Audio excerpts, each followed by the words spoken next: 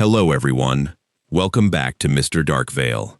Today we're covering 7 of the most true disturbing trucker encounters with Grave Road ghost stories ever sent into this channel. Truckers, night shift drivers, and people who never wanted to stop on that stretch of highway again sent these in. And these aren't campfire inventions. Please subscribe, turn the bell on, because this channel is about slow-burning authentic horror over cheap jump scares. And if something like this has ever happened to you, share your story in the comments. Your experience could be the next one we bring to light. I've been driving trucks for the better part of 30 years, and if there's one thing that job teaches you, it's that most of what scares a rookie is just physics and fatigue playing tricks on him. Black ice that isn't black ice, just wet asphalt catching the headlights wrong. A shape in the ditch that turns out to be a shredded tire, not a body. You learn to file that stuff away and keep your hands on the wheel. So when I tell you what happened to me on Highway 200 outside Grass Range, understand, I'm not a man who spooks easy. That's exactly why this one still sits wrong in my chest. It was deep January, the kind of cold that gels your diesel if you skip the additive, and I was running a reefer load of beef out of Great Falls, headed down toward Billings and on to Rapid City after that. Forecast called for clear skies, light wind, maybe 10 below by sunup. Nothing that would keep a man with 30 years in this business off the road. I'd run that stretch more times than I could count, knew every curve and cattle guard, knew where the deer liked to cross around mile marker 60, knew the one gas station in Winnett that stayed open past 10 if you banged on the door hard enough. A little after 1 in the morning, I picked up a set of taillights ahead of me. Nothing strange about that on its own. Plenty of night haulers work that route. Ranchers moving stock trailers at odd hours. The occasional lost tourist who took a wrong turn off the interstate. I figured it for another truck, maybe a flatbed running a little slow, and I eased into the throttle to close the gap, so I'd have something to follow through the dark. That's the first thing that didn't sit right. I gave it more pedal. Felt the engine climb, watched my speedometer creep past 65, past 70, and the gap between me and those lights didn't shrink an inch. It was like chasing your own reflection in a window you're walking toward. I told myself it was coincidence.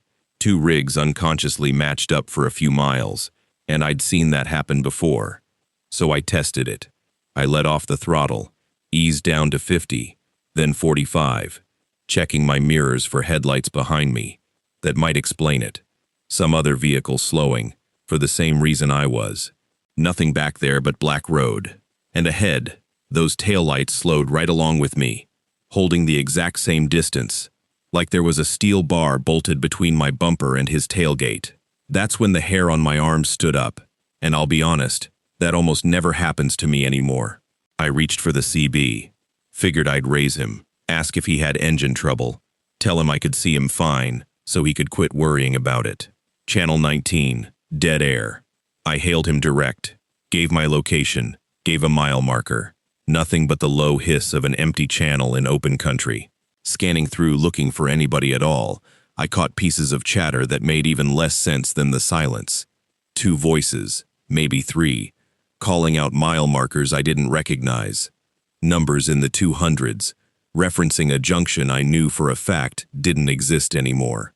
That intersection got torn out when the county rerouted the highway back in the 80s, after spring floods took the old grade. I know because my father-in-law worked that reroute crew himself. Whoever was on that channel talked like it was still sitting right there, plain as day, reading off a map that hadn't been updated in 40 years. I told myself it was old-timers. Guys who'd driven this route so long, they still used the old numbering out of habit, the way some drivers still call a truck stop by a name that got sold off years back. That explanation held for about 10 minutes. Then the fog rolled in. It didn't build the way fog usually does out there. Thin and patchy, where cold air pools low. This came in solid, all at once, like somebody dropped a wet blanket over the whole windshield. And it had no business being there at all, not with the dry air and clear dew point the forecast had promised. I dropped my speed hard, flipped on my fog lights, Watched my own beams bounce back off that gray wall, swallowing everything past 30 feet. Everything except those taillights. They stayed sharp, red, clean-edged, same distance out, cutting through that fog, like it wasn't even there for them.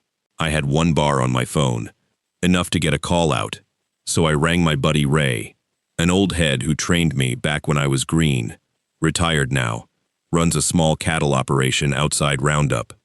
I told him where I was, told him about the lights. There was a pause on the line longer than I liked. Then he asked me, real quiet, if I'd passed the old Baxter turnoff yet. I told him I didn't know any Baxter turnoff. He got quiet again and told me to just keep my eyes on my own lane and not worry about anybody else's taillights. And then he told me something I hadn't known about him in 20 years of friendship, that he quit driving this exact route back in the 90s, after a night he never fully explained to anybody, not even his own wife. He hung up before I could push him on it, and when I tried calling back, it went straight to nothing. No ring, no voicemail, just silence, eating the line. That rattled me enough to try one more test. On a straight stretch with no oncoming traffic as far as I could tell, I killed my headlights, maybe 3 full seconds. Long enough to see if what I was chasing was somehow my own beams bouncing off something ahead. A trick of reflection I hadn't considered. In that 3 seconds of pure dark, the taillights didn't so much as flicker. Steady, red, constant, running under their own power. No trick I could talk myself into anymore. When I finally caught the shape of it on a curve, lit up faint against my own high beams, the wrongness hit me different than anything before. It wasn't a modern rig. The taillights were round, single bulb, mounted high and narrow, the way trucks were built decades back, not the stacked LED bars every truck on the road runs now. Looked like something off an old postcard, not off Highway 200 in this century, and the rest of it never came close enough for me to make out anything past that one detail. I started watching for the old rest stop past mile marker 60, the one with the pit toilet and the historical marker about the Milk River drainage, timing it off my odometer, same as I had 100 times before. It never came. No sign, no turnoff, no gravel shoulder where it should have sat, just fence line and dark and fog, like that whole stop had been scrubbed off the road, along with everything else missing that night. Somewhere in there, scanning the CB out of nerves more than hope, I caught 3 seconds of a voice that stopped my heart cold. It wasn't chatter about mile markers this time. It said a name clear through the static, and the name it said was mine, followed by the back half of my own company's call sign, the one painted on the side of my trailer. Nobody on that road had my dispatch, my route, my handle. Nobody should have known who I was out there at all. I've turned that moment over more times than I can count since, and I still haven't found anywhere to set it down. By then, I'd been chasing those lights close to 40 miles, same gap the whole way, and I don't remember deciding to floor it so much as just doing it. Some stubborn, scared part of me needing to see the thing through instead of sitting with it for the rest of my life. The fog held thick right up until, on a rise I didn't remember from 100 other runs down that same stretch, my headlights swept across a small wooden cross staked into the shoulder, weathered gray, a faded ribbon still tied around the crossbar, the kind of roadside memorial scattered all over that state, for the ones who never made it home. I couldn't tell you why that one detail felt like the whole night narrowing down to a single point, but it did. The second my trailer cleared that cross, the taillights ahead of me cut out. Not faded, not turned off down some side road I missed, just gone, mid-blink, like somebody pulled the power at the source. The fog thinned inside a quarter mile, peeling back to the same clear, cold, star-heavy sky the forecast had promised all along. My mile marker count picked up right where it should have. 61, 62, running true the rest of the way into grass range like none of it had happened. I've run that stretch of 200 probably 30 times since, always slowing down around where I remember that cross standing. I've never found it again. Not a scrap of wood, not a post hole, not a ribbon caught on a fence wire. I asked a county road crew guy at a diner in Lewistown once if he knew of a memorial out that way. Described the spot close as I could. He looked at me like I'd asked him something that wasn't mine to ask about.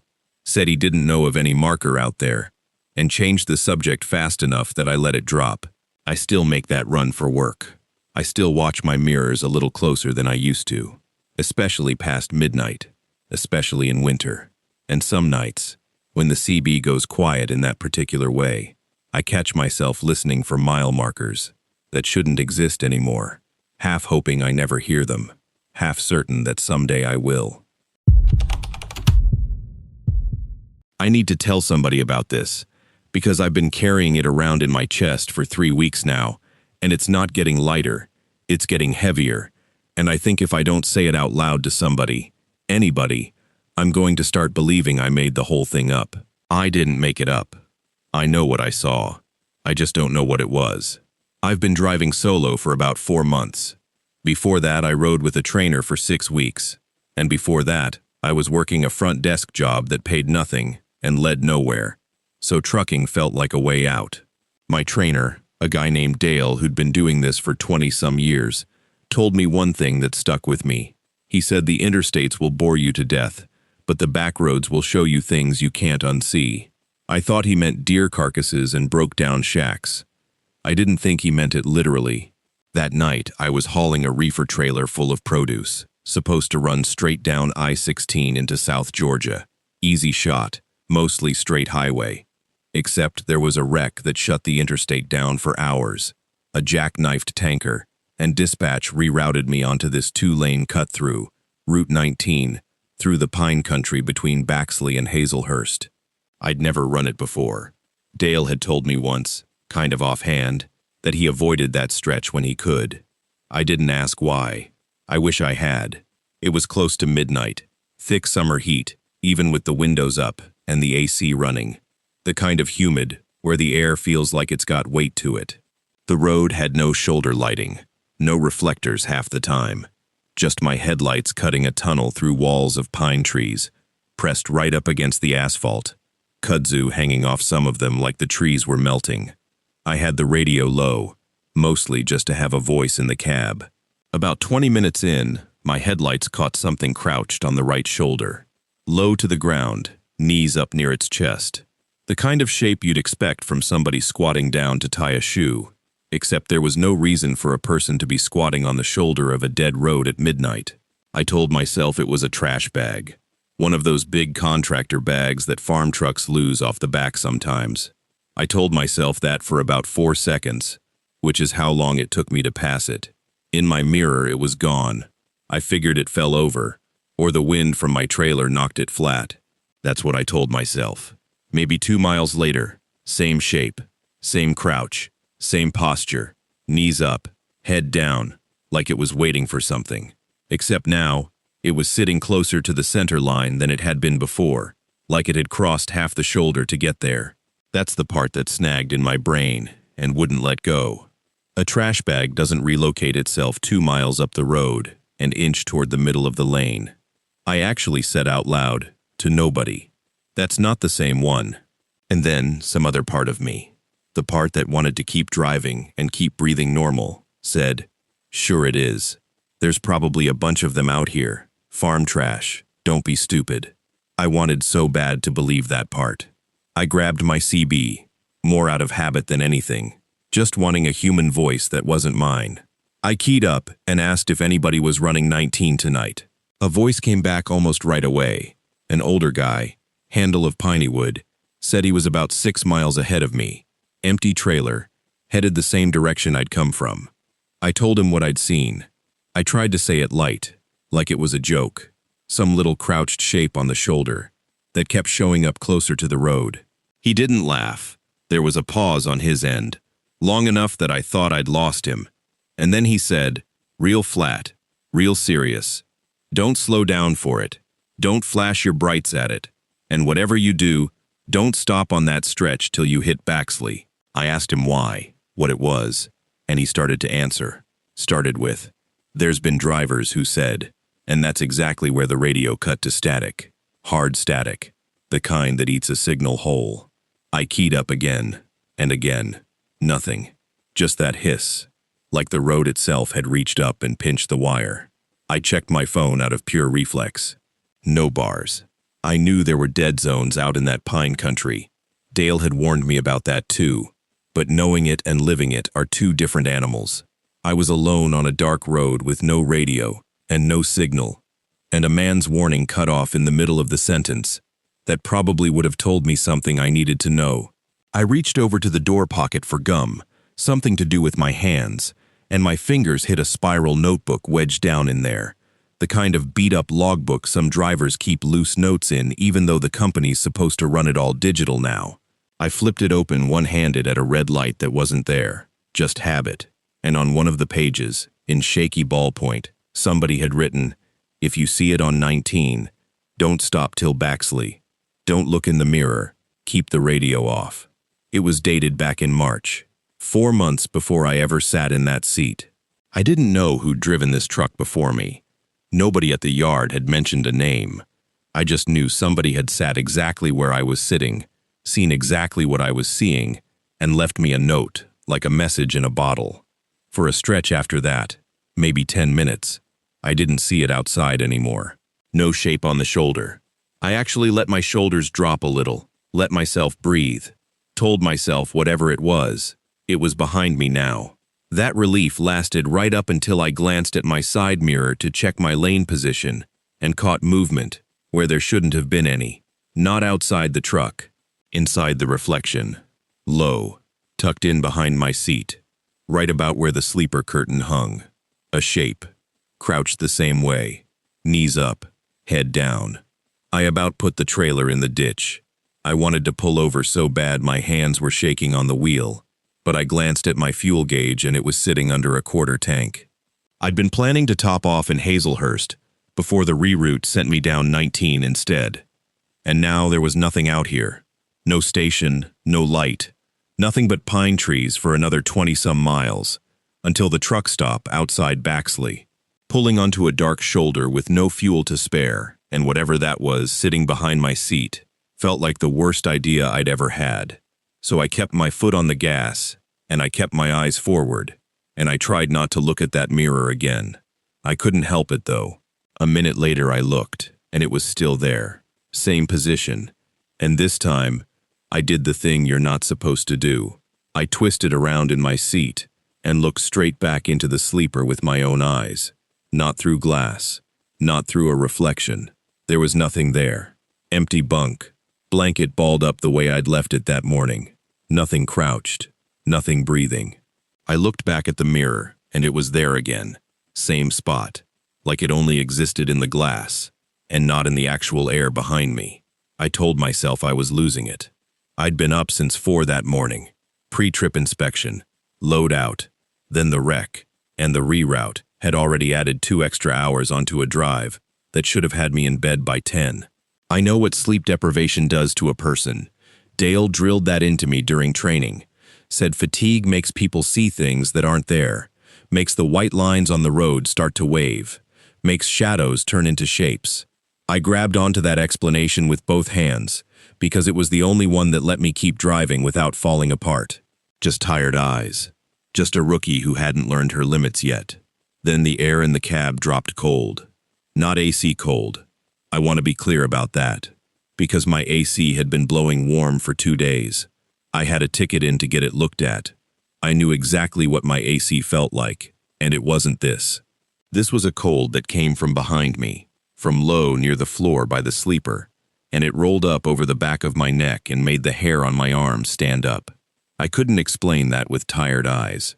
Tired eyes don't drop the temperature in a truck cab 15 degrees in about 10 seconds. Something in me that had been holding on to the fatigue story finally let it go, and what replaced it was pure animal fear, the kind that lives in your stomach and your hands and doesn't care what your brain has to say about it. I saw the lights of the truck stop come up over a rise, that glow you get from a lot full of idling rigs and sodium lamps, and I have never in my life been so glad to see a gas station sign. I pulled in, found a spot near the front, under the lights, threw it in park, and just sat there shaking for a second, both hands still on the wheel, like letting go might undo something. I made myself get out. I made myself walk into that travel plaza on legs that didn't feel like mine. Inside, there was a bulletin board by the restrooms, the kind with flyers for used trailers and CDL job postings, and lost dogs.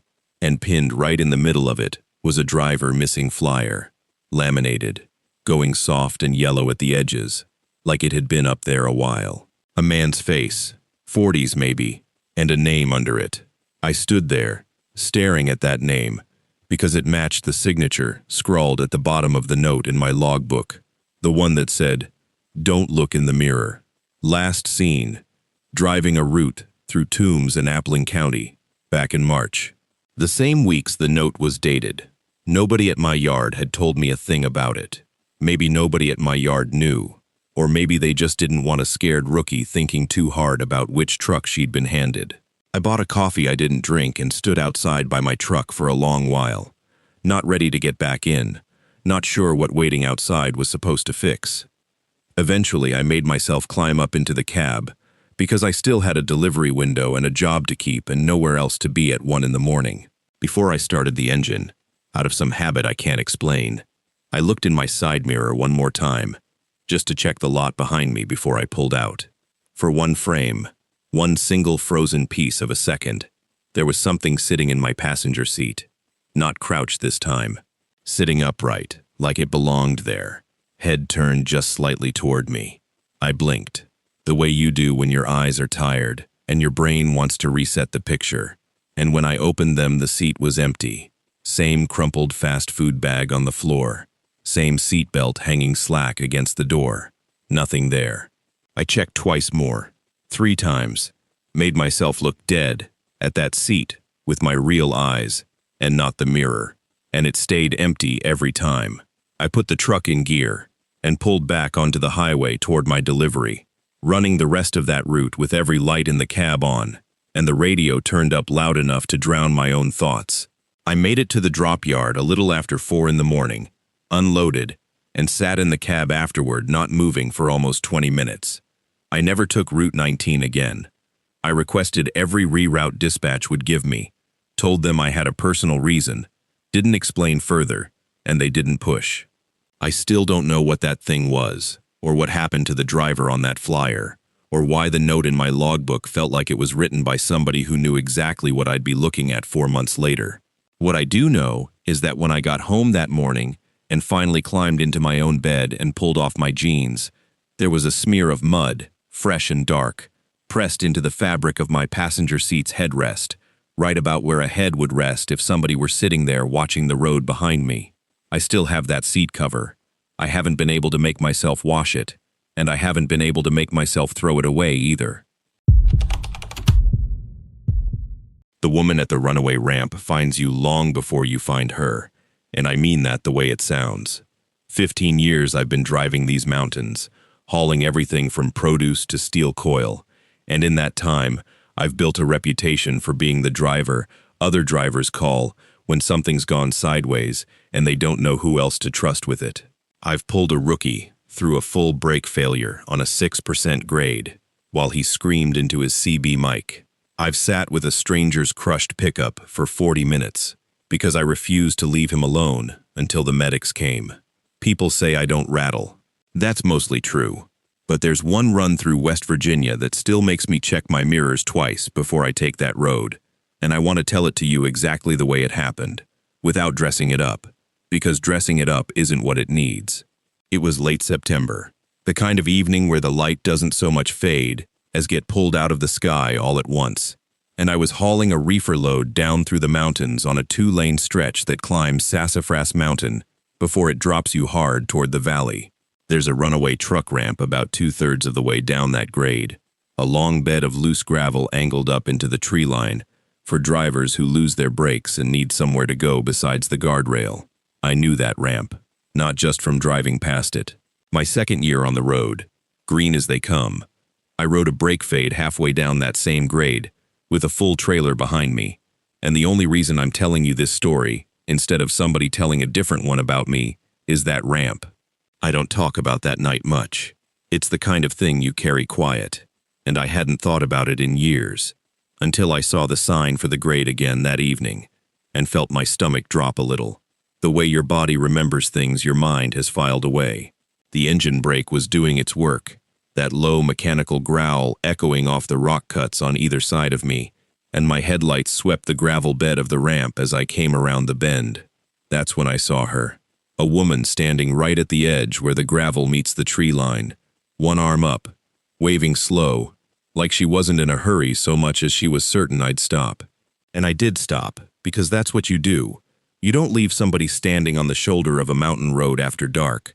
Doesn't matter how tired you are or how far behind schedule you're running.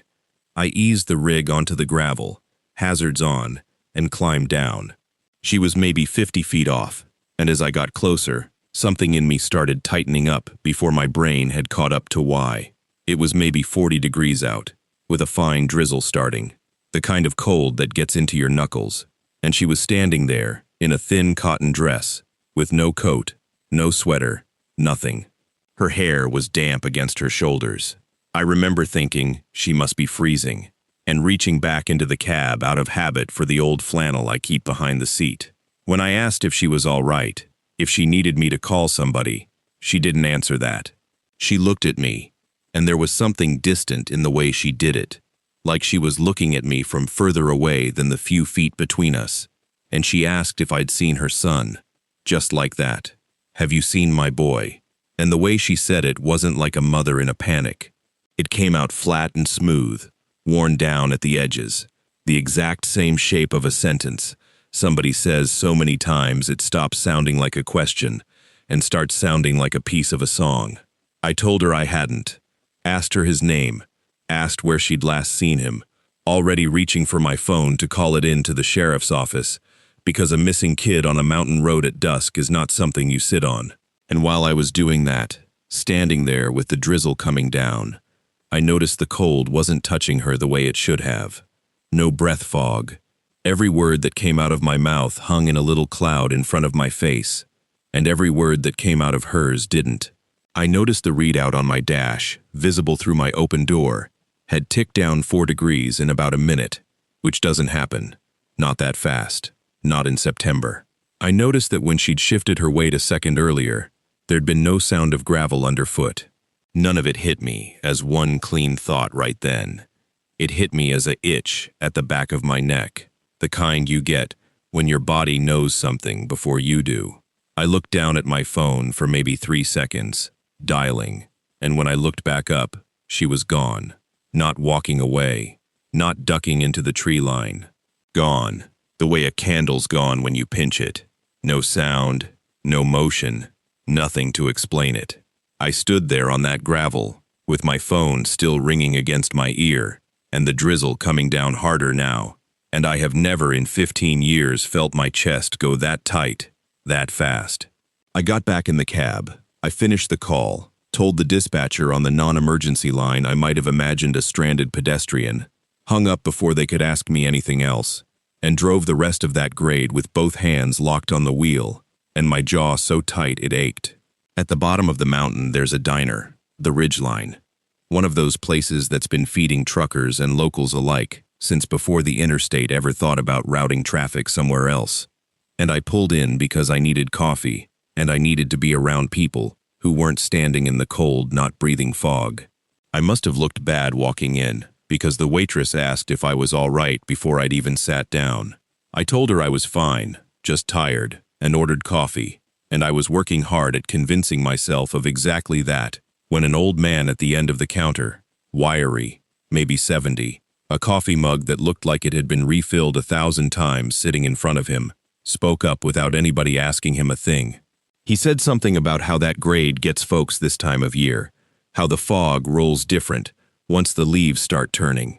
And then, like it was the most natural follow-up in the world, he said there'd been a woman who died up on that ramp, years back now, a mother whose boy had been thrown clear in a wreck up there and never made it down the mountain alive, and that she'd stayed near that spot ever since, still looking, still asking. I hadn't told him a single word about what I'd seen.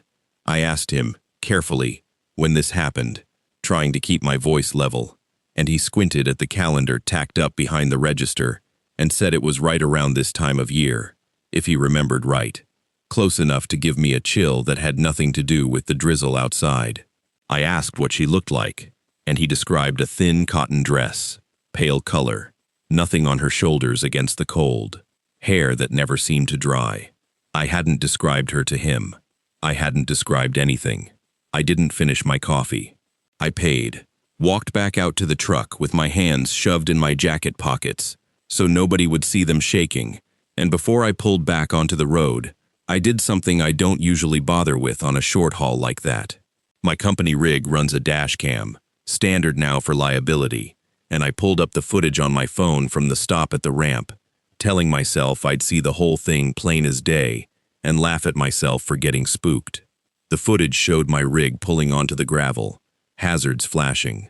It showed me getting out, walking toward the edge of the ramp, and then it showed me standing there, alone, talking to nobody, for almost 2 full minutes, before climbing back into the cab. Nothing on that footage but me, and the empty gravel and the tree line behind it. I sat in that cab for a long time before I could make myself put the truck in gear. Somewhere around the state line, I called an old friend of mine, a driver named Sully, who's been running these same roads longer than I have, mostly because I needed to hear another human voice more than I needed an answer. I told him what happened, expecting him to tell me I was overtired, that I needed sleep, something normal like that. Instead, there was a long quiet on the line, longer than I liked, and then he asked me if it happened near the ramp on Sassafras. When I said yes, he told me, quiet, like he didn't love saying it out loud, that he'd heard the same thing from at least 2 other drivers over the years. Always this time of year, always a woman near that ramp asking about a boy who never came down safe. He said most guys don't talk about it because who wants to be the trucker telling ghost stories on the CB? But it wasn't just me. And then he said something that stopped me cold in a different way. He asked if I remembered my second year, the brake fade, the ramp. I told him of course I remembered. I'd never forget it. He went quiet again and said he'd always wondered about the timing on that, because near as anybody could piece together, my rookie year near miss on that exact stretch had happened within a day or two of the very same date the old man at the diner had just given me. I hadn't put that together. I hadn't wanted to. I don't know what to make of that, and I'm not going to pretend I do. I don't know if it means she was watching that grade the whole time, watching drivers like me white-knuckle down it every year, or if it's just a rotten coincidence, dressed up by memory into something bigger than it is. I know how it felt sitting in that cab, doing the math in my head, though, and it didn't feel like coincidence. I finished the run that night, delivered the load, hollow and quiet, the whole rest of the way, barely spoke to the receiving crew, barely remember the drive back to the yard. It wasn't until I was doing my post-trip walk-around under the yard lights, keys in hand, ready to head home and sleep for about 14 hours, that I climbed back up into the cab one last time to grab my bag and saw it sitting square in the middle of the dash.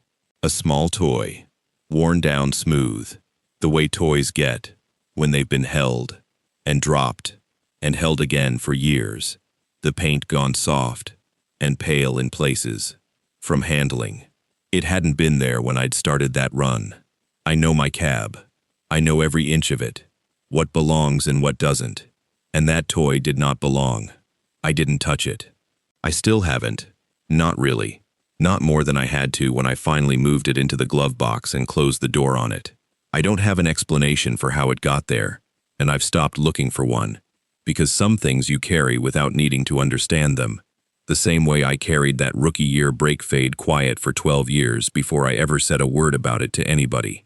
What I will tell you is that every year since, right around that same week in September, dispatch puts me on that route without me asking for it, without me saying a thing about wanting it or not wanting it, and every year I take it. I don't know what that says about me, or about her, or about whatever's still standing at the edge of that gravel bed, waiting on a boy who isn't coming down the mountain. I just know I keep going back, and I keep an eye out near that ramp every single time, and some part of me, somewhere underneath the part that's scared, hopes that one of these years, she gets the answer she's been asking for. I've been driving trucks for going on 22 years now, hauling everything from produce to steel coil, and in that time, I've sat through hailstorms that dented my hood like a golf ball, watched a funnel cloud walk across a wheat field, close enough that my ears popped, and once hit a deer so big, it folded my grill clean in. None of that rattles me anymore. But there's one night, out on a stretch of back road between Oklahoma and Missouri, that I still can't put all the way to rest. And I've told this story enough times at enough truck stops that I figure I might as well tell it right. This was a spring run, early April, hauling a reefer trailer of produce up out of Tulsa headed toward Springfield. I was running behind. A scale house had held me up longer than it should have, and I stopped in at a little diner outside Miami, Oklahoma, to get coffee in me before the last stretch. There was an older driver in there, a regular by the look of how the waitress treated him, and when I mentioned I was thinking about cutting up through the old mining roads to shave off 40 minutes, he set his cup down slow and told me not to. He didn't get dramatic about it, didn't tell me a ghost story right there at the counter. He just said that road doesn't like being driven at night, and left it at that, like he'd said it 100 times to 100 drivers, and quit expecting anybody to listen. I figured it for local color, the kind of thing small towns hang on to, because it gives them something to talk about, and I was tired and behind schedule, so I thanked him for the coffee and took the shortcut anyway. That country up along the state line used to be lead and zinc mining before I was ever born, and you can still see it if you know what you're looking for. Gray gravel hills off in the fields that aren't natural, old chat piles from when they dumped the leftover rock after they pulled the ore out. The road I was on cut straight through the middle of what used to be mining camps, and by the time I got onto it the sun was long down and the oak canopy had closed up over the road so tight my headlights barely reached the ditches on either side. Warm night, windows cracked, that thick smell of green leaves and wet dirt you get in spring down there. I was maybe 15 minutes onto that road when I saw it. Straight ahead, right where the road bent left, there was a light. Not headlights, a single light. Round, sitting about as high as a man's head would sit if he was standing in the road. My first thought was somebody's broke down, or somebody's walking with a flashlight, and I eased off the gas some, figuring I'd need to go around. But the road bent left, right where that light was sitting, and there's no way a car or a person could be standing that far past the bend and still be in my line of sight, because the tree line should have blocked it.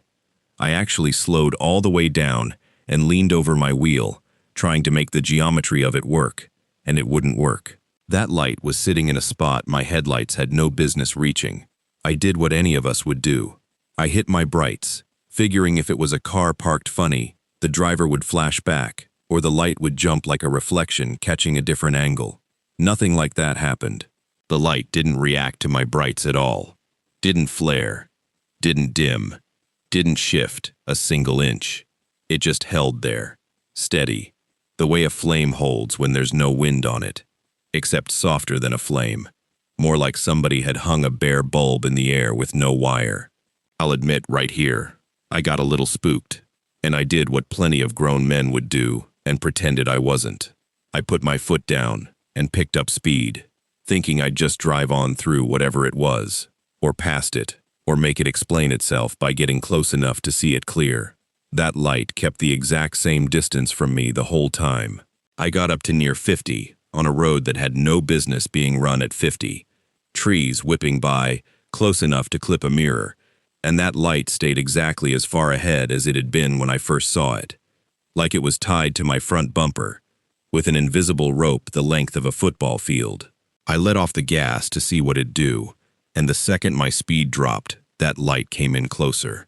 Not fast, not chasing exactly, just closing that gap steady, the way a man walks up on you when he's got all the time in the world and knows you're not going anywhere. That's when I grabbed my CB, more out of wanting a human voice than anything useful. I keyed up and asked if anybody was running that stretch of road with me. Anybody see a stalled car or a light up ahead? Got dead air for a good while.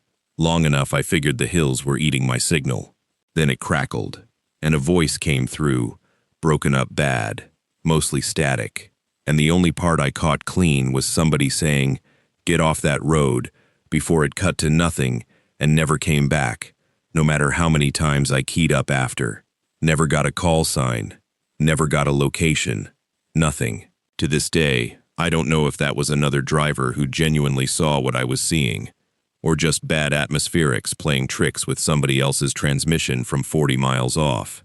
Either way, I was alone on that road, and I knew it plainer than I had 5 minutes before. About then, my dash started acting up. Nothing catastrophic, just wrong.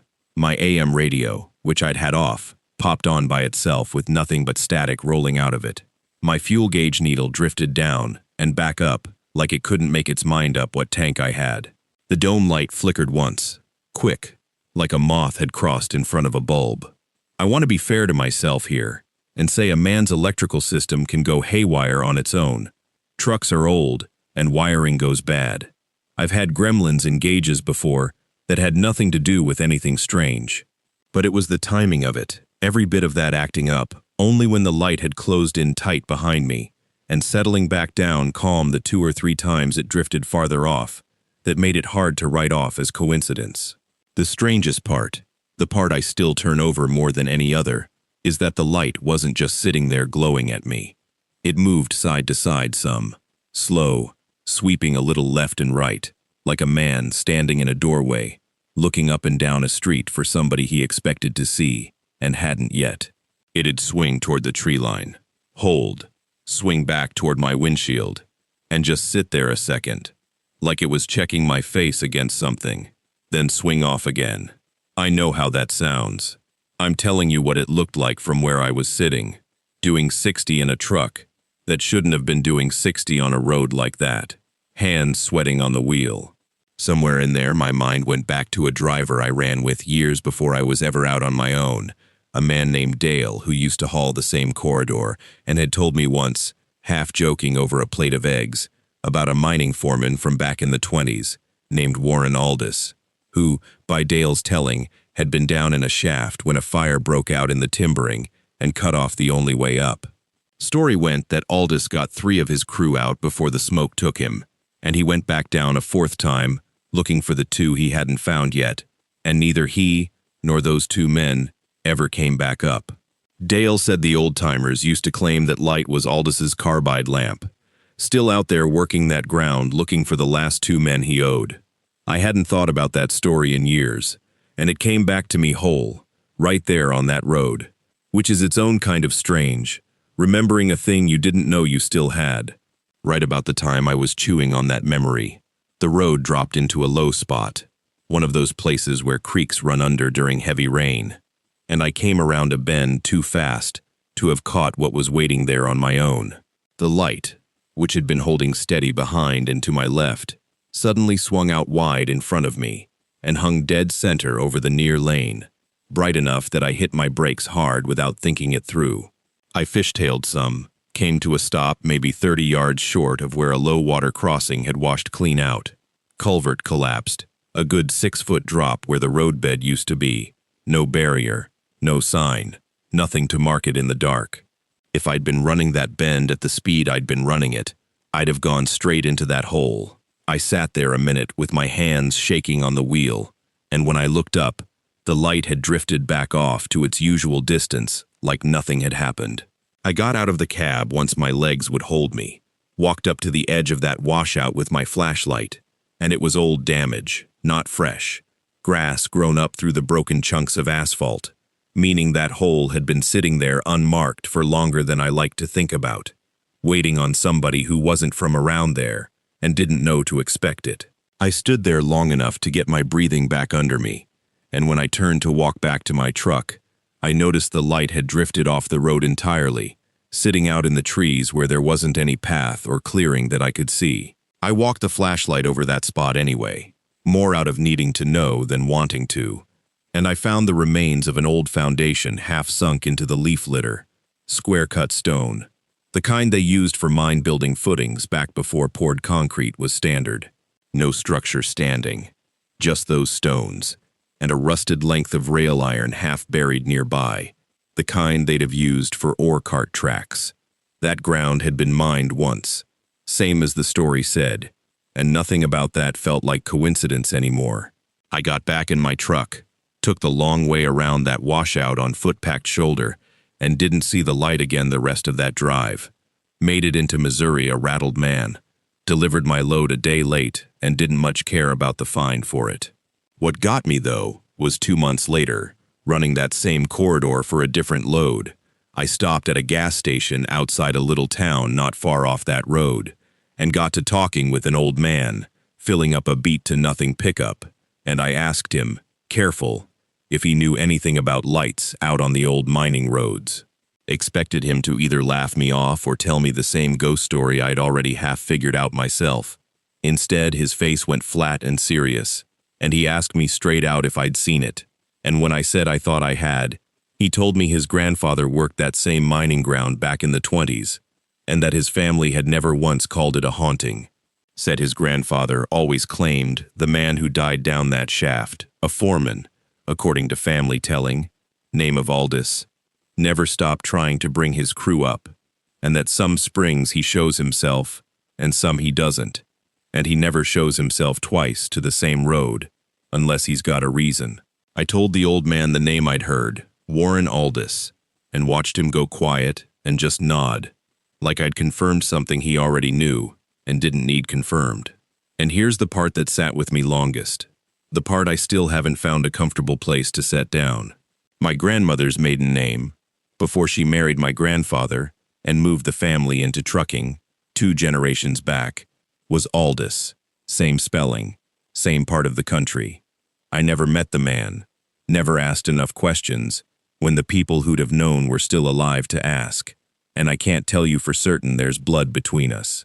But I can tell you, I haven't been able to hear that name since, without my chest going tight.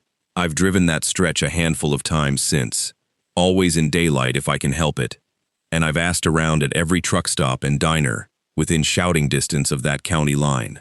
Nobody I've talked to in the last few years will admit to seeing that light recently.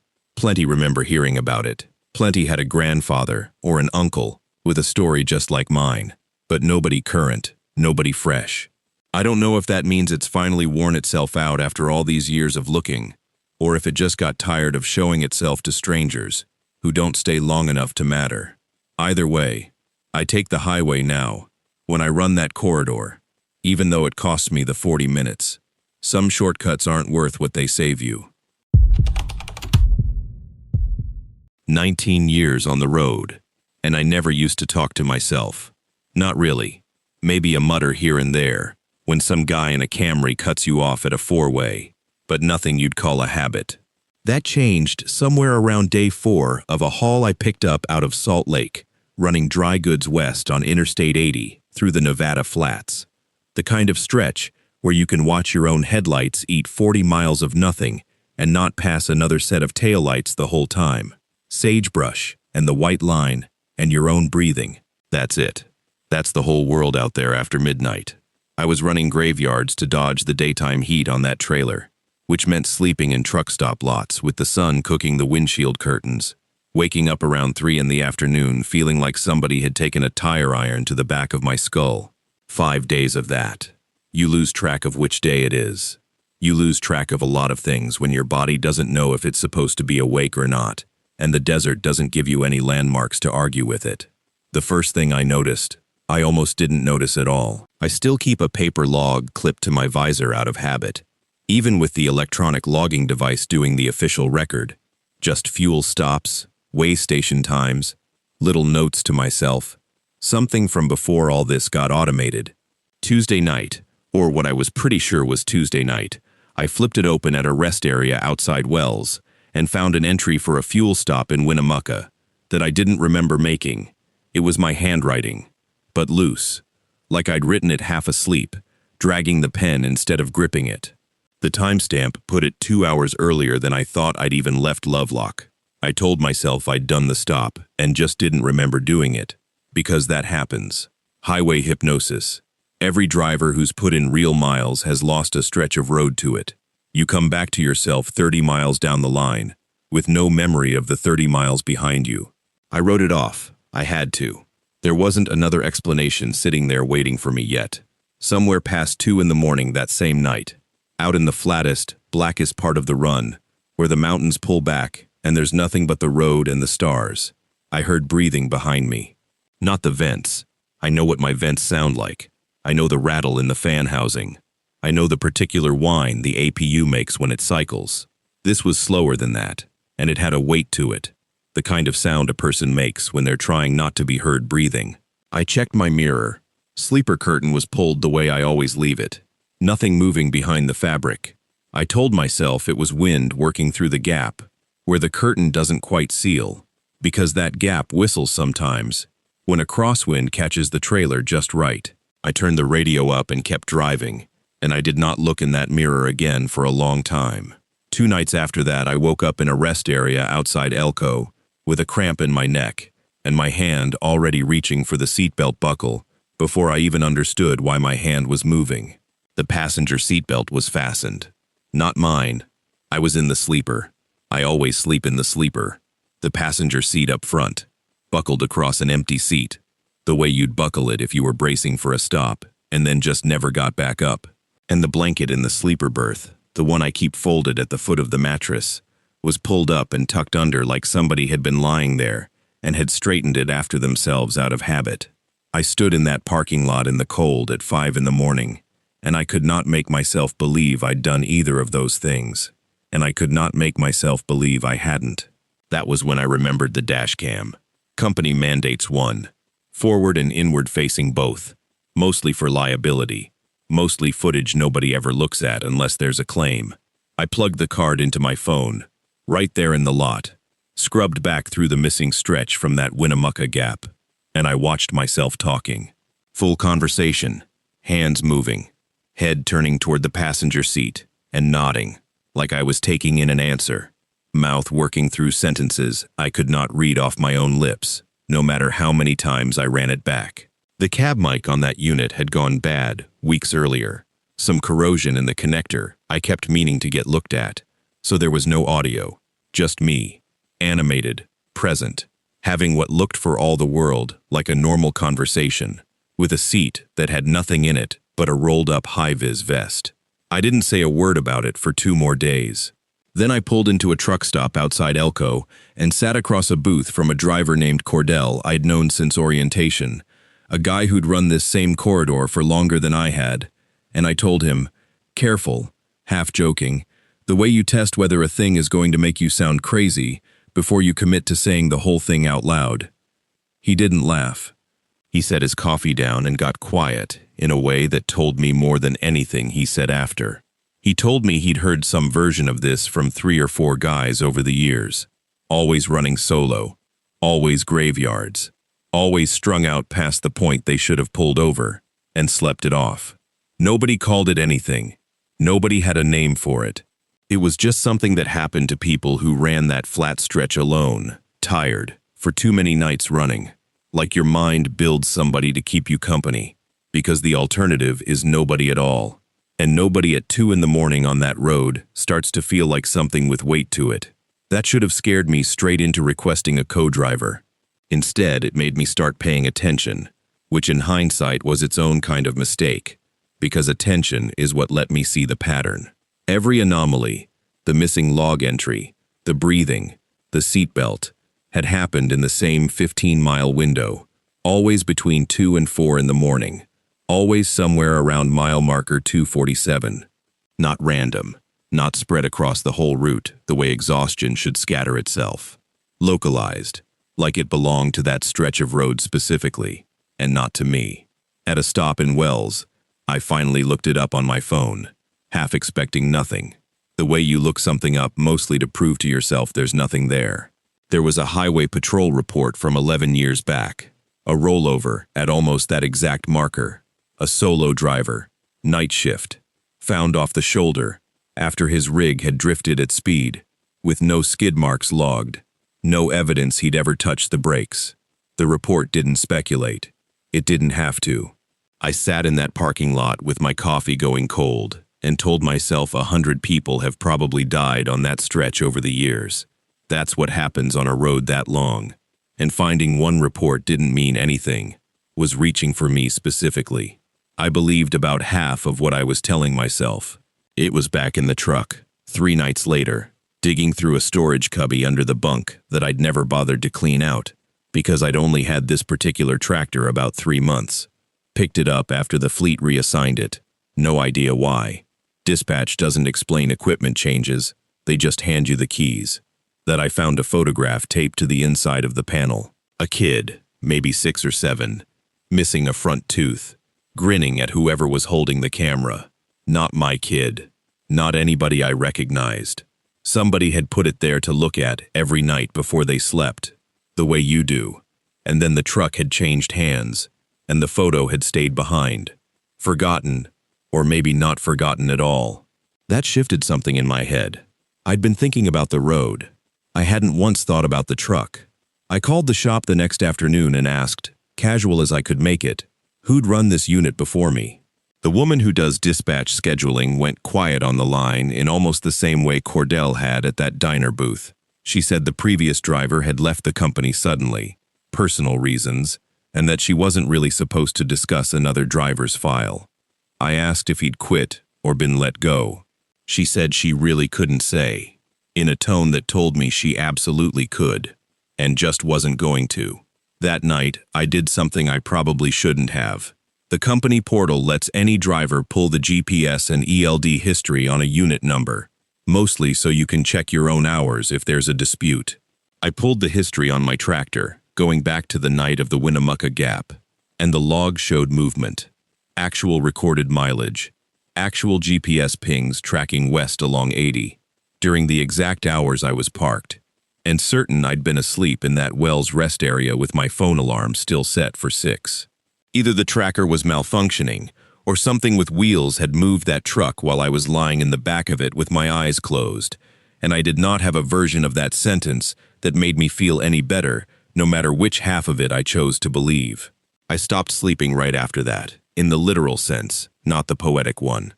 Called a mechanic I trust, a guy named Ferris who does side work out of his own bay in Fernley. Told him I'd been getting dizzy, losing stretches of time, some half-dreaming feeling that wouldn't shake off even hours after I woke up.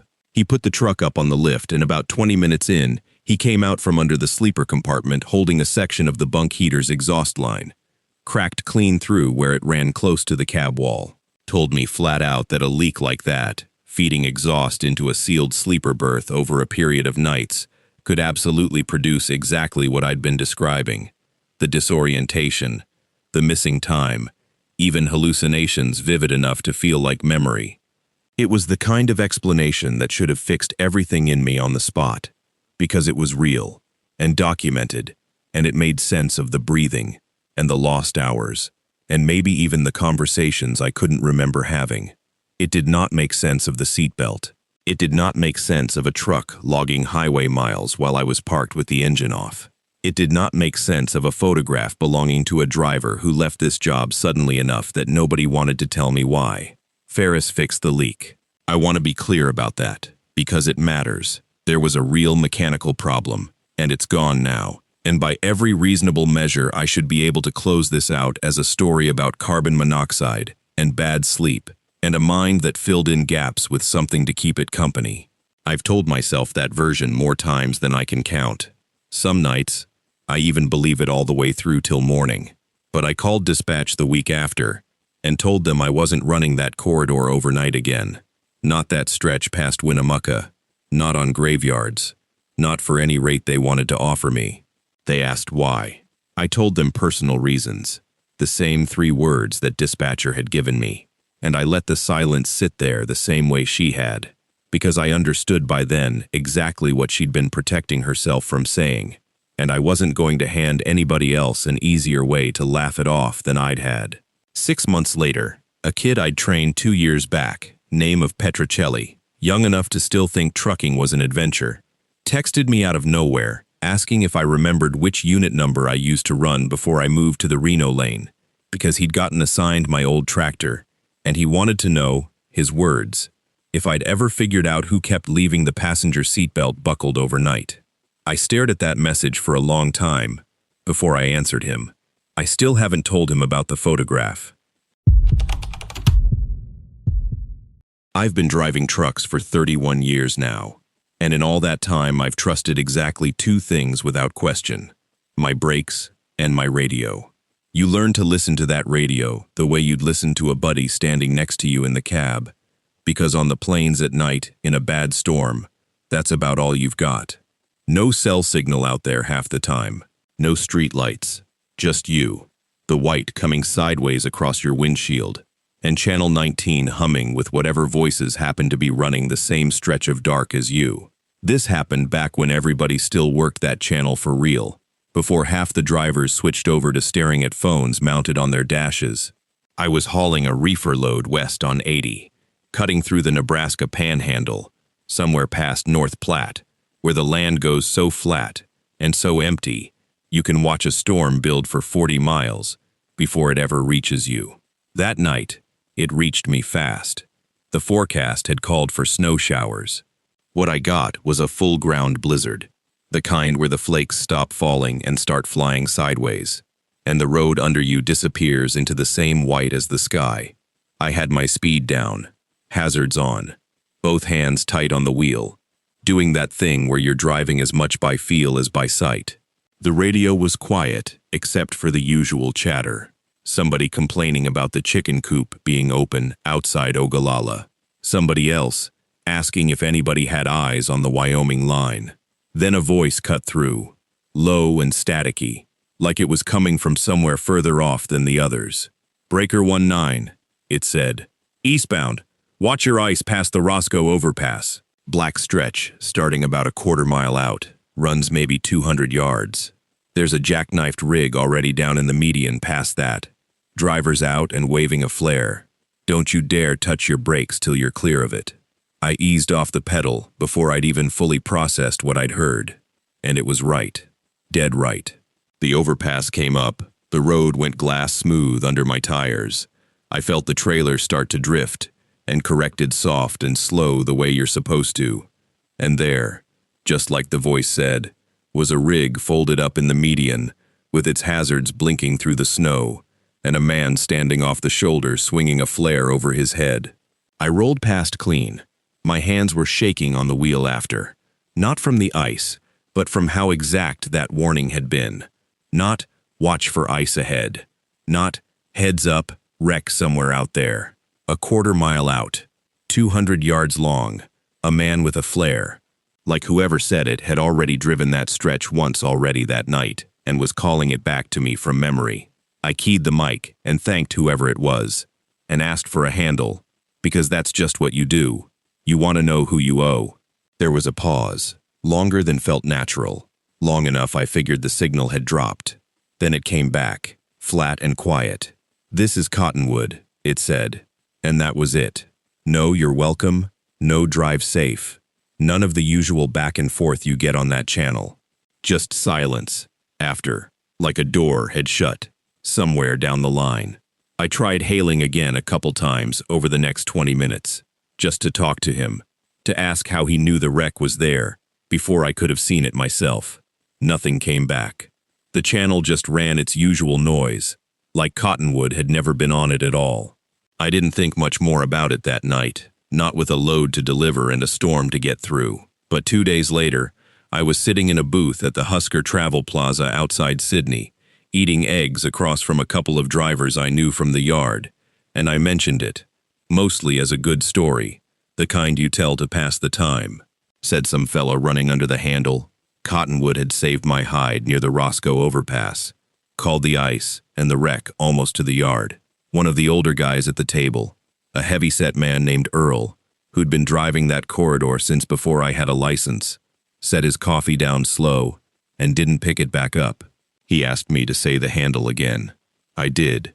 He looked at the other driver at the table, not at me, and the other driver looked back at him the same way, and neither one of them said anything for a second too long.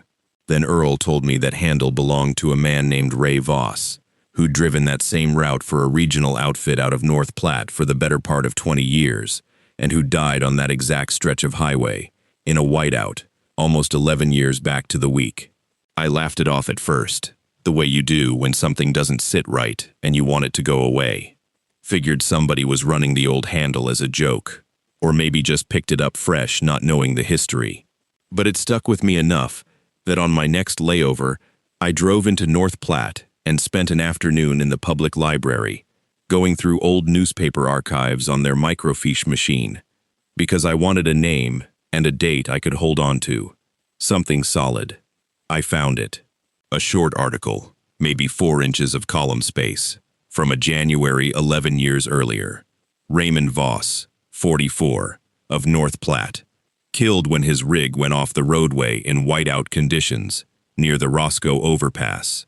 And the detail that put a chill straight through the middle of me wasn't the crash itself. It was the line just above it, where the article mentioned that Voss had radioed a warning to another eastbound driver about black ice on that same stretch, only minutes before losing control of his own rig. He died doing the last thing I'd heard his handle do for me, warning somebody else off the exact patch of road that was about to take him. I told myself there had to be an answer that didn't require a dead man on the radio, so I called a friend who still worked dispatch for a carrier that used to run drivers through that corridor, and asked her to check if the handle Cottonwood was registered to anybody current. She came back a few days later and said it wasn't in use, hadn't been reissued, hadn't shown up on any active roster she could find, going back years. Not proof of anything supernatural, she said. Just an old handle nobody had bothered to reuse. Fair enough.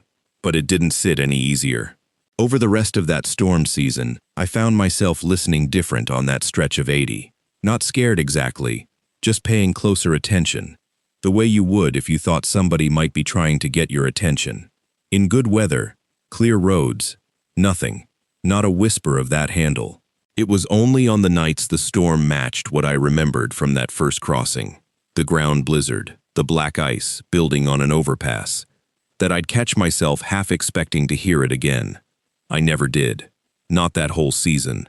No matter how many times I keyed up and asked for Cottonwood just to see. It came back the following winter. Different night, different load, but the same kind of storm, the same stretch of road, and that same low, staticky voice, cutting in on 19. This time, warning me off a stalled minivan, half buried in a drift, just past a curve where the shoulder narrowed to nothing. A family, it turned out. A man and his wife, and 2 kids. Engine dead. Hazards too weak to see through the snow, until you were nearly on top of them. I got them into my cab and radioed ahead for help. And while we sat there waiting on a trooper, the mother kept saying over and over that another car had already passed them twice without slowing down, like they weren't even there. I didn't tell her what had warned me. I didn't know how to say it out loud yet myself. That encounter is what pushed me to go looking for Ray Voss's family. I found his widow still living outside North Platte, a woman named Arlene, and she was kind enough to let me sit in her kitchen and ask questions I probably had no right to ask. She told me about her husband, what kind of man he'd been. Careful, generous with his time on the radio, always the one talking rookies through bad weather even when it wasn't his job to. And she told me, almost as an aside, that her son had followed his father into trucking a few years back, was running some of those same regional lanes now, out of the same yard his dad used to work out of.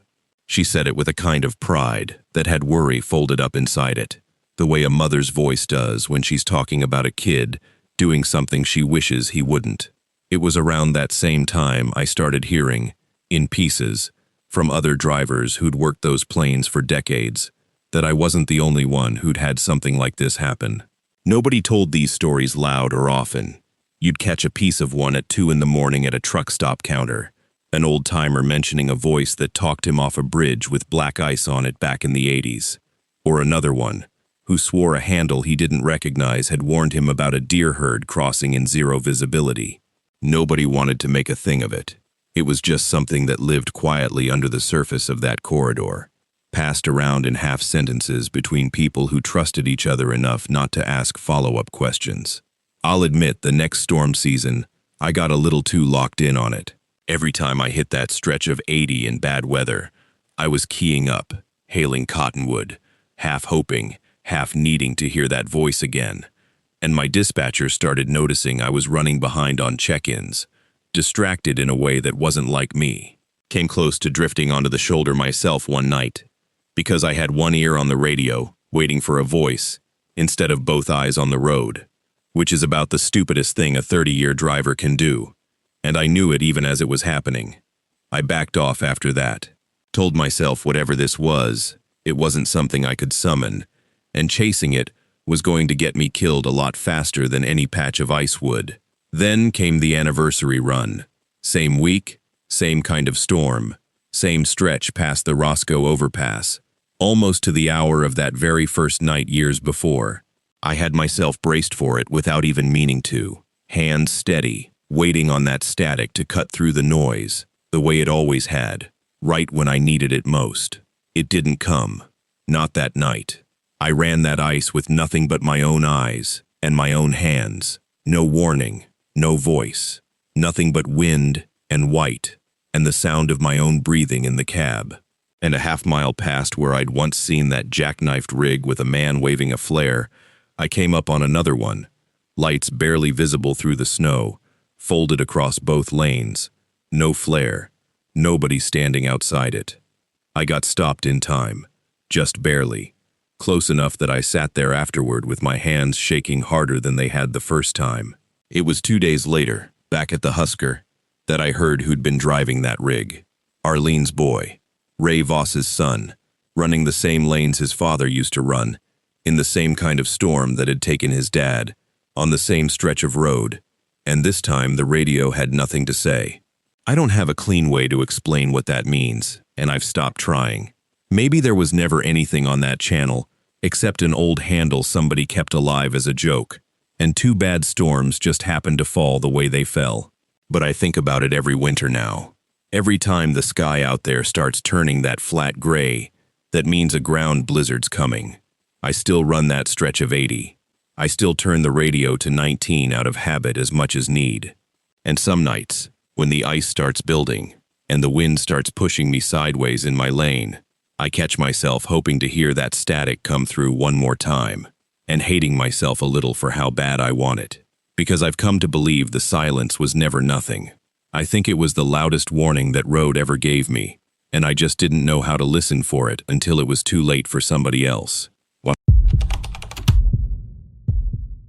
I've been driving the night route for a lab courier service for going on 6 years now, hauling blood draws and tissue samples between little clinics, up and down the Oregon coast to the processing center in Newport, and I want to say up front that I am not the person who gets spooked by a shape in the fog. You do this job long enough, alone, at 2 and 3 in the morning, past deer standing dumb in the headlights, and log trucks running without their taillights on, and you stop flinching at things. That's just fact. So when I tell you what happened on 101 that night, between Yaquet's and Waldport, I need you to understand I'm not the kind of person prone to filling in gaps with something spooky. I'm the kind of person who looks for the boring explanation first. I just never found one. It was raining the way it rains out there in November, not in sheets, but in this steady, grinding drizzle that never lets up, and the fog had come in low off the water, so my high beams just bounced it back at me. I was running behind, coming back from a clinic pickup near Seal Rock, and right past that old pullout where the scenic viewpoint used to be, before the county closed it, I caught someone standing at the shoulder in my lights. And here's the first thing that snagged on me, though I didn't think much of it until later. She wasn't waving, wasn't turned toward the road watching for headlights the way anyone hitching normally does. She was already facing my car, square on, like she'd been watching me come for longer than the fog should have allowed. I told myself it was just the angle of the light playing tricks, and I slowed down anyway, because you don't leave a soaked person standing on 101 in that kind of weather, skeptic or not. She got in without much fuss, dripping onto the vinyl, and when I asked where she was headed, she gave me an address, like she'd said it 100 times before, a house number and a road, Britain Road, past a bend I half remembered. It came out flat and practiced, no small talk attached to it. No, if it's not too much trouble. None of the usual hedging people do when they're asking a stranger for a favor. Just the address, like reciting something off a card. Once she was in the light of the dash, I got a better look at her, And that's when the details started stacking up wrong. Her coat was wool, heavy, wet wool, the kind you don't see much of anymore, with these thick old buttons instead of a zipper, and she had nothing else with her. No bag, no phone, no umbrella, nothing. Her shoes were flat, plain. Not a single thing about her outfit built for walking a shoulderless highway in the rain. I've picked up my share of hitchhikers doing this job, truckers between rigs, kids without a car, and every one of them has a backpack, a phone, something. She had nothing but the coat and the water coming off it. I tried some small talk anyway, asked how far she'd been walking, and she said only that she needed to get home, and that was close to the last thing she said the whole ride. I turned the defrost up, tried the radio to fill the quiet, and when I glanced at my phone to pull up the address and confirm the route, the map just spun there, refusing to load, showing Britton Road as an unnamed line with no distance and no turn listed. I chalked it up to the dead zones you get out along that stretch, cell service dropping in and out between the headlands, and kept driving on memory instead. And it was somewhere in there, watching the fog eat the road ahead, that the name actually landed on me, the way it should have the first time. Britton Road. I knew that road, or I'd known of it. It used to run back off 101, before a slide took out half the hillside sometime in the 80s, and what didn't wash out got folded into the state park boundary. I hadn't heard anyone mention it in years. I told myself she probably just had an old address, that people don't always know their own roads got renamed or swallowed up, and I kept my foot steady on the gas, because arguing geography with a soaked stranger at midnight didn't seem worth it. We came up on the curve past the old quarry turnoff, the one where the guardrail's been replaced twice that I know of, and a shape in the road, maybe a branch, maybe nothing, made me check my side mirror and then glance quick over my shoulder to be sure I wasn't drifting into the oncoming lane. It couldn't have been more than a second and a half. When I looked back, the seat was empty. No door had opened. I'd have felt that draft, heard that latch, seen the dome light come on. All three things that happen every single time a car door opens, and none of them happened. What I did see, when I finally pulled over shaking and reached across the seat, was the belt, still buckled, still pulled snug the way it sits when someone's sitting in it, not the way it snaps back flat and loose once a body's gone. I sat there with my hazards on for a good 5 minutes, telling myself I'd fallen asleep at the wheel for a second and dreamed the whole ride. That fatigue does strange things after a 14-hour shift. I got out anyway, walked back along the shoulder with my flashlight, checked the brush on both sides for a body I was half sure I'd find, because the sane, boring explanation was that she'd opened the door and jumped, and I just hadn't noticed over the road noise. There was nothing. No footprints starting or stopping, no broken brush, nothing but wet gravel, and the sound of the ocean somewhere below the fog. I didn't call it in. What was I going to say? A woman who was never here is missing. I got back in, put both hands on the wheel, and drove the rest of my route on autopilot, telling myself I'd sleep it off. I didn't sleep it off. Instead, before I even finished my shift, I found myself turning up the old grade toward where Britton Road used to connect, some stubborn part of me needing to see with my own eyes that the address didn't exist. It still connected, barely, more gravel than pavement, swallowed on both sides by salal, and blackberry canes gone wild over what used to be somebody's fence line. The house itself was mostly gone, a collapsed roof line under a stand of alder that had grown up right through where a porch would have been. What stopped me cold wasn't the house. It was the mailbox post, still standing, rusted through, with a nameplate you could just make out if you scraped the moss off with your thumb. Aldous. And I knew that name. Not from any ghost story. From my delivery route. Every other Tuesday, I drop a specimen pickup at a little assisted living place 2 towns over, called Aldous House. Been doing it for years.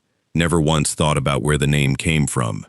Suddenly the past and my ordinary Tuesday had a thread running straight between them, and that bothered me more than the empty seat had. I stopped for gas and coffee on my way back at the Union 76 outside Yachats. mostly just to sit somewhere lit and normal for a minute. And I mentioned it to the clerk, an older guy named Walt, who's worked that counter longer than I've had my license, mostly as a joke on myself. You're not going to believe the night I had, kind of thing. Walt didn't laugh. He set down the coffee pot and asked me to describe her again, slower, and when I got to the wool coat, his face did something I don't have a better word for than careful. He told me a girl died out on that curve a long time back, walking home in the rain, hit by a car that never stopped. And when I asked how long back, he gave me a year, and then, almost as an afterthought, the actual date. It was my father's birthday, not close to it, the exact date. Walt had no way of knowing that, and I stood there with my coffee going cold, telling myself it was a coincidence, the kind your brain manufactures when it's looking for a pattern, because a year has 365 days, and eventually 2 of them are going to line up on something that matters to you. I couldn't leave it alone after that. A few days off later, I drove out to the County Historical Society, which is really just 2 rooms above the library in Newport, and asked the volunteer there if she had anything on a death out near the quarry curve in the 70s. She pulled microfilm without much fuss, like it wasn't the first odd request she'd had, and there it was. Corinne Aldis, 22, struck walking along 101 near Britton Road. Driver never identified, ruled an accident in the official record. But tucked a few weeks later in the same paper was a letter to the editor from her family, pushing back hard on that ruling, saying the road department's account didn't add up, that Corinne had been walking home from breaking off an engagement that same night, and someone in town knew more than they were saying. The case never moved past that. No one was ever charged. It just closed itself, the way things did back then, when there wasn't anybody left pushing. The volunteer, when I asked if she'd ever heard anything strange about that stretch, didn't even blink before answering. She said she'd fielded maybe half a dozen stories like mine over the years, spaced out, decades apart sometimes, all from drivers who didn't know each other, and all describing more or less the same thing. A woman in old clothes, an address on Britton Road, gone from the car without a door ever opening.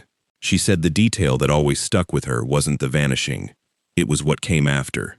Every driver she'd ever talked to, within a year of it happening, went through something big, moved away, got married, quit a job they'd been stuck in for a decade, patched things up with someone they hadn't spoken to in years. Nothing bad, she was careful to say, just big, like something in them had been shaken loose. I didn't know what to do with that except carry it home with me. I ended up telling my mother about it almost by accident, on the phone a few nights later, just mentioning the name Aldis, because it was still rattling around in my head. She went quiet in a way she doesn't usually go quiet, and then she told me she'd known a Corinne growing up in Waldport, that they'd been close as girls, and that Corinne had just stopped being around 1 year. No goodbye, no explanation, and my mother had always assumed she'd simply moved off with somebody and lost touch, the way people did before it was easy to stay in touch. She'd never once connected that disappearance to a death out on the highway, because nobody had ever told her there was a death to connect it to. My mother, it turns out, had been carrying an unanswered question about that same woman for close to 50 years, without knowing it was one. I drove back out to Britton Road once more before I let this go, mostly because I needed to see it in daylight instead of fog. The house was still collapsed, the blackberry still choking the fence line, but somebody had been out there recently. A patch near where the mailbox stood had been cleared back, cut close, and there was a small flat stone set into the ground that hadn't been there the first time, with nothing carved on it that I could find, just a few stems of something laid across it that hadn't gone brittle yet. I don't know who's been tending it. I never found out, and I've stopped trying to.